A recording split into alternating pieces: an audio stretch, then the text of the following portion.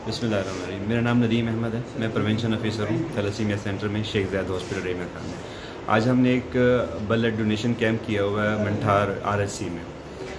हमारा बेसिकली यहाँ आने का मकसद ये है कि थैलेसीमिया के बच्चों के लिए ब्लड की कलेक्शन, क्योंकि जैसा कि आप जानते हैं कि अगर रमज़ान आ रहा है और हमारे पास 1400 बच्चे रजिस्टर्ड हैं जिनको हर महीने हम ब्लड लगाते हैं। थैलेसीमिया एक ऐसी बीमारी है जिसमें थैलेसीमिया के जो बच्चे होते हैं उनमें हमेशा जितनी देर अल्लाह ताला ने उनकी ज़िंदगी दी है वो ब्लड डिपेंडेंट होते हैं। उनको एक्सटर्नल ब्लड लगाना पड़ता है, उनका अपना ब्लड नहीं बनता, तो उसके लिए हमें ब्लड की बहुत ज़्यादा ज़रूरत पड़ती रहती है। तो आज हम यहाँ मंठार में आए हैं, तो ये यहाँ पे बहुत सारे लोग हमारे साथ बहुत अच्छा ताउन कर रहे हैं, ब्लड दे रहे हैं।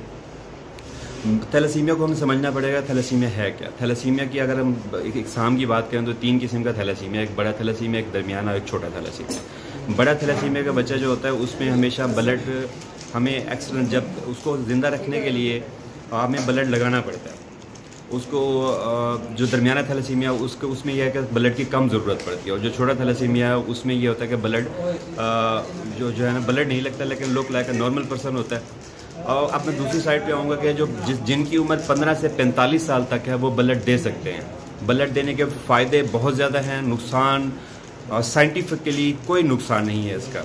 हमारे अंदर बहुत सारी ऐसी अफवाहें होती हैं कि यार ब्लड देने से बंदा कमज़ोर हो जाता है, ब्लड देने से बंदा मोटा हो जाता है, ब्लड देने से ये बीमारियां हो जाती हैं। किसी किस्म की कोई इसमें बीमारी नहीं होती, और बड़ा सेफ़ तरीके से हम ब्लड यहाँ से डोनेट करवा रहे हैं।